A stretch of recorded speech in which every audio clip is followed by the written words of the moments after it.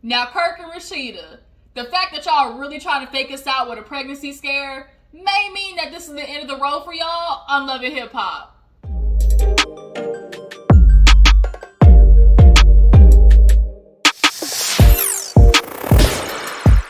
What's up, you guys? Your girl G here. Welcome back to my channel. Appreciate you for tuning in. Y'all, we have another episode of Love and Hip Hop Atlanta. Everybody is in Dubai. Honestly, not too much was going on. Love and Hip Hop Atlanta definitely is kind of on a flatline kind of basis. Some episodes are okay, but for the most part, they're really just kind of giving us like, meh. I really think it's time for either a new place or just a whole new cast in general. We get it, Love and Hip Hop. Y'all had Kirk and Rasheeda since the get-go, but I think they have ran their course. I get that they're trying to stay on as long as possible because they need that check for all this stuff that they got going on, but they're not bringing nothing to the table. We all knew Rasheeda goddamn ass was not pregnant with them almost powdered eggs that she got. We know good and goddamn well.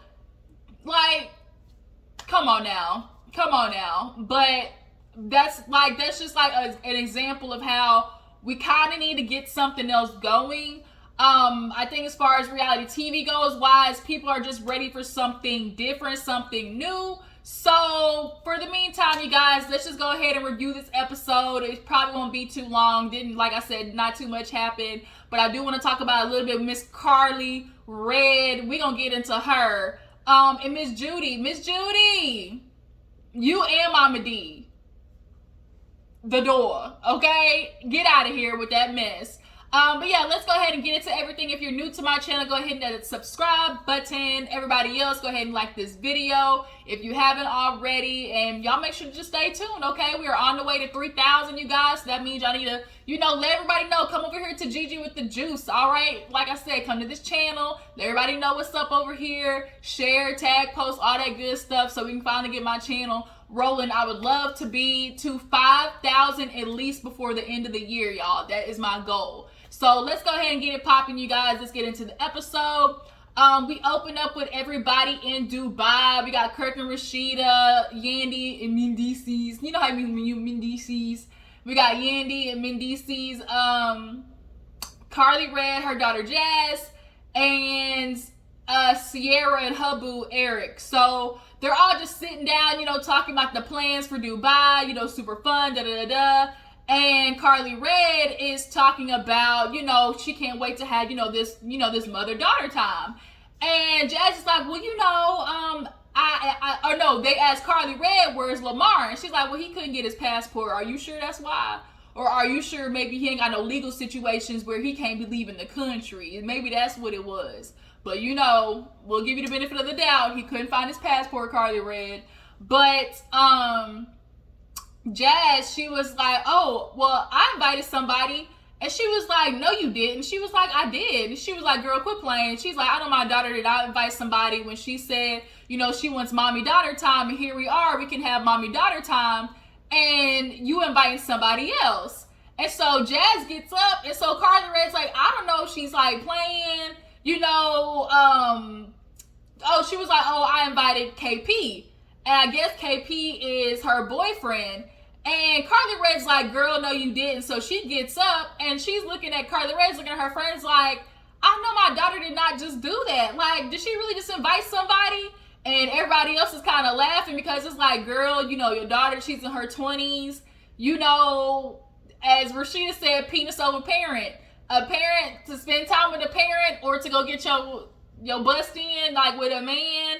9 times out of 10, when you get that text, that hey big head text, that's probably where you heading, okay? So Rasheeda, they were just laughing, and even Sierra was like, girl, should I be spending time? If I'm spending time with my mama in the mall, and my man texts me, like, I'm out. So Kirk basically put it right, like, you can't make her feel good at night. And so Karlie Red just started laughing. And she's like, man, stop. They're like, well, it's the truth. Like, it just is what it is. Like, your kids get to a certain age where it's like spending time with parents. That's cool and all, but can I go and get, a little bit of cuddy buddy time? And I might just take that, door number one. So then she turns the topic to, well, I don't know if KP's good enough for her. It just always seems that, every time, she gets done seeing him, she's got an attitude with me. She just talks to me different. She took longer to finish school because of him. And I'm like, Karlie Red, is that really it? Does KP maybe play, like a small part in that? But I'm sure your daughter probably has an attitude with you because of her issues with you. I'm sure that's a bigger piece of, the issue, that she's maybe talking to you sideways sometimes. And then you mad at her for, bringing this dude. But in the back of my head, I'm like, bitch, where you think she learned it from? Like, Karlie Red, you have been kind of known to choose a nigga over any situation. And you've definitely chosen a nigga over your daughter before. So, sorry. Like, the apples don't fall far from the tree. And then she's like, I just want somebody like, that ain't no broke backup dancer. He still live with his mama and stuff like that. And it's so kind of like, so Karlie Red, basically you want her to be like you, going for the nigga that got, popularity, money, but he probably gonna dog her out. So which one you want? A rich nigga that's gonna dog her out, or maybe a broke nigga on the come up that's gonna treat her right? So KP comes, he, handshakes everybody. He's being respectful. Karlie Red give him that fake, that church hug. And then she finally realizes that her daughter Jazz played her, because she's like, my daughter, she wanted her own room because she said she wanted some space. And she invite this nigga, oh, this girl, this heifer played me. And so I would feel some type of way about that, though. Like, nah, homie, if you want to come see my daughter, you gonna pay your way. And now here he is staying in a free room because Jazz, like, look, she played the system. Like I said, where you think she learned it from, Karlie Red? The DNA is strong. So moving on, we see a scene with Rennie Rucci. Rennie Rucci definitely starting to grow on me. She had her, intimate session in the studio, and she was just talking about her life being pregnant at, 16 or whatever. So she has her friends over there, and she's talking to her friend about, really trying to be on the hustle. She has this song, Can't Be, that I really love. Can't Be. And then she has that one song that Nene Lachero, I love him on Instagram. Nene Lachero does this like this stank walk, and it's like how's the beat go? Walk with a waddle, body shaped like a cold bottle, pussy on full throttle, love it when I pussy real tight like a swaddle. That song, so that's her. But I really like her song Can't Be. But nonetheless, she's talking about how she's hearing her mama like talk shit about her, and it's nothing unfamiliar to her. She's like, ever since I got pregnant real young, her mom either was like throwing her out, bringing her back, throwing her out, like, not really being there for her. And so her mom has you can definitely tell her mom is one of those condescending moms. And then when she get called out, she pulls the, but I'm your mama card. You can't disrespect me because I'm your mama. But it's like, okay, but you're kind of treating me like a bitch off the street, and I ain't done nothing to you, especially if I'm financially supporting you.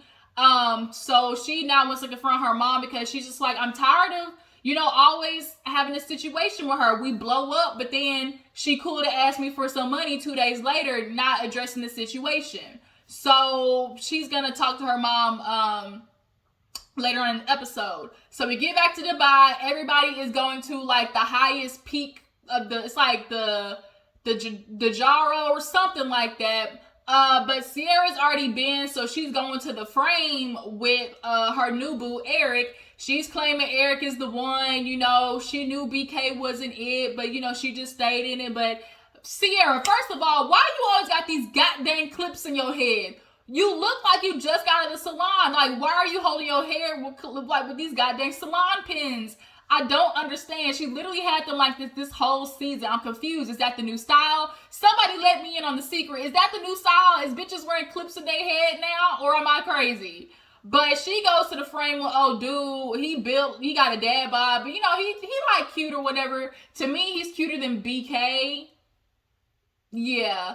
And so she just kind of is bragging on him. She's like, he may be younger than me, but, I can show you the world. He's showing her around the world. He's well-traveled. I wonder what he do, though. What he do? But, she's just saying, like, I just really, I love him. I wish I could be like, color me pink and do the voice. I love him. He's so amazing. He treat my daughter good. He take me places. Like, But yeah, so they go to the frame, they walking around. He like does a little cute little dinner with her, and now they start talking about motherfucking kids. And it's like, I hate when bitches do this. Like, you don't know this man. You only been with him for months, and now you talking about procreating with him. And I do think some girls will procreate with a man even though they only known them for a short amount of time, based on the suspicion that he's just gonna be a good dad. Because even if the relationship don't work, I'm still gonna have me a nigga that's gonna be financially, you know, there for the kid, that I know is gonna treat the, like, that type of situation. And so she started talking about how her daughter's like, I want a sister, and I just know he would be a great dad. You know I want my, you know, my sibling to have a great dad. And Sierra was like, you know, I've been wanting a kid first, but she's like, I made sure I didn't get pregnant by BK. And I said, damn, that's sad. Like, how you fucking with a nigga and you don't even want to get pregnant by him? Does that make sense? This is the thing. You should not be having sex with somebody that if you were to get pregnant, you wouldn't want that. Like, it just shouldn't be. Now, is it hard?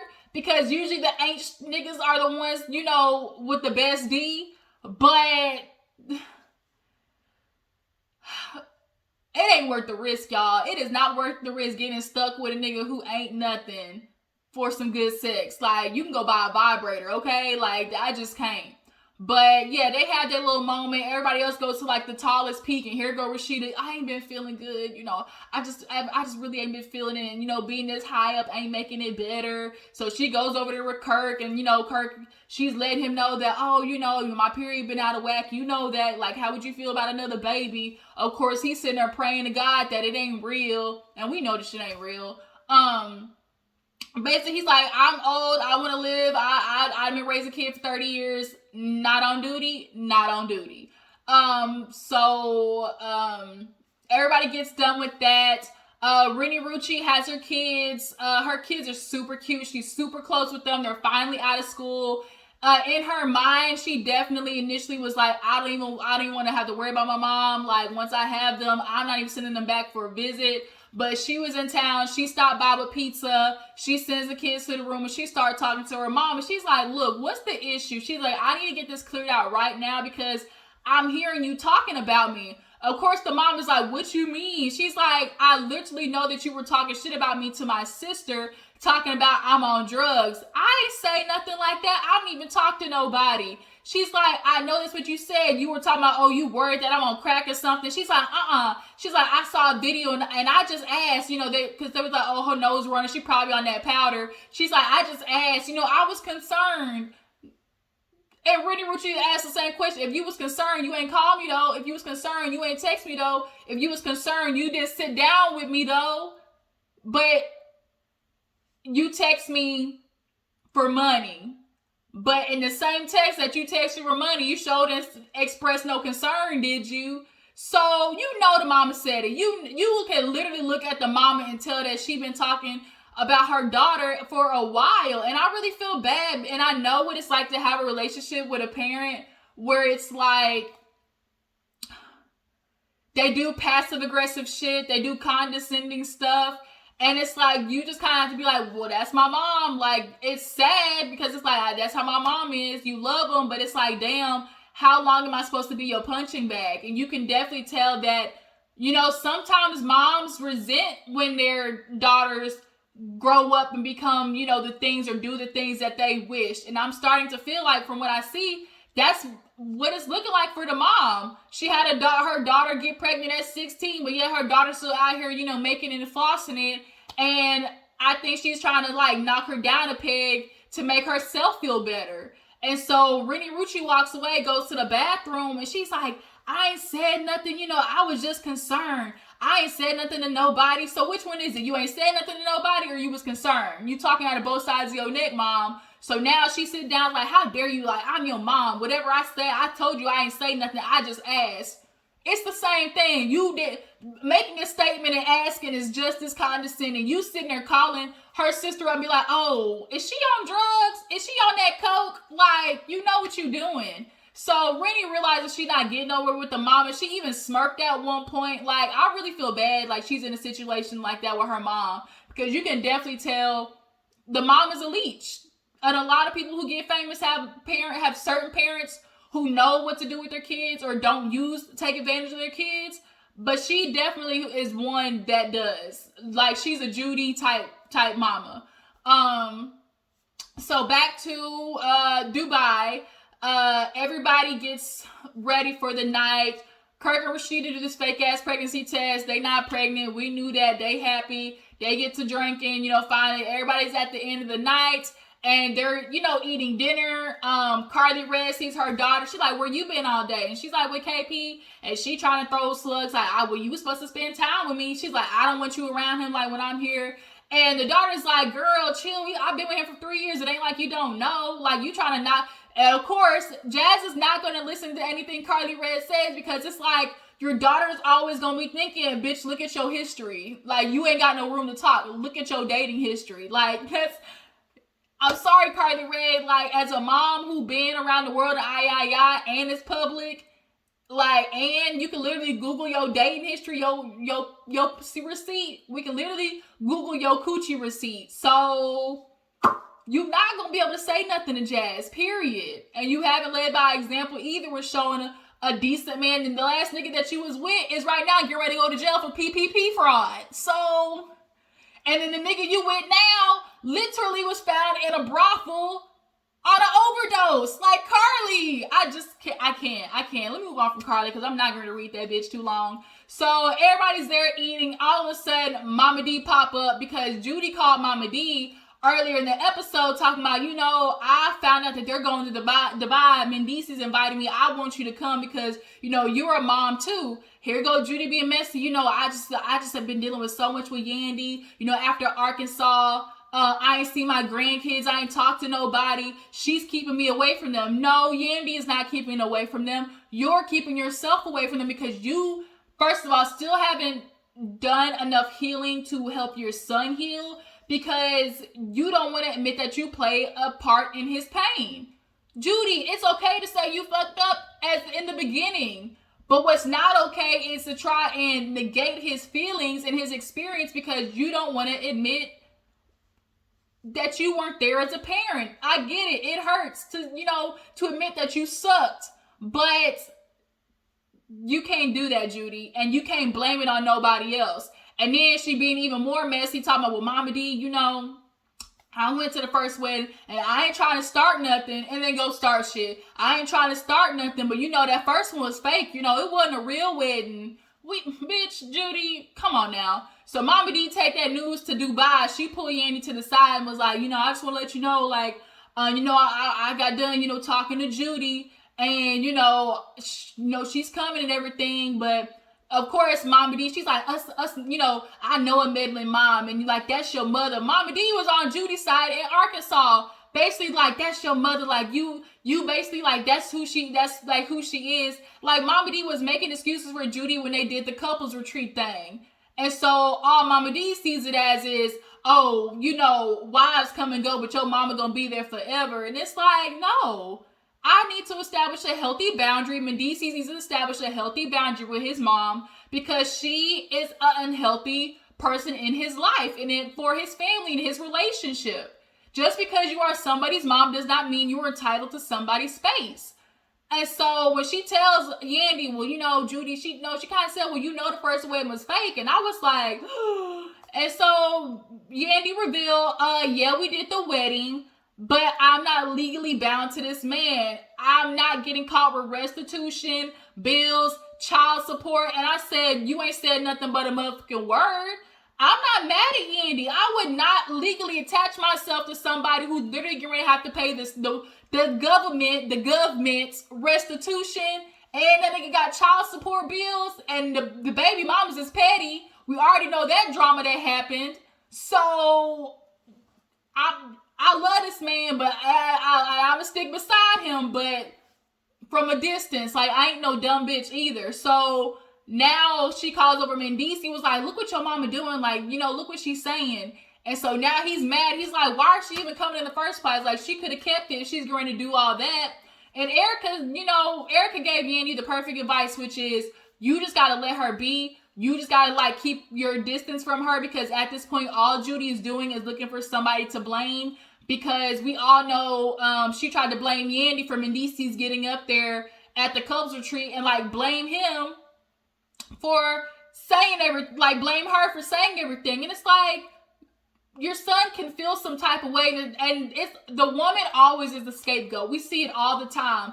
A son will start voicing his, basically his complaints to his mom, and it's always, did your bitch put this up to you? Oh, she trying to make you come after your mom? And they always attack the woman, and it's like, no, the woman just gave him enough courage to speak to you. That's it. And Erica was right. She just looking for somebody to blame. And so that's what the episode ended. Next week is looking like Judy might have just disinvited herself to the wedding.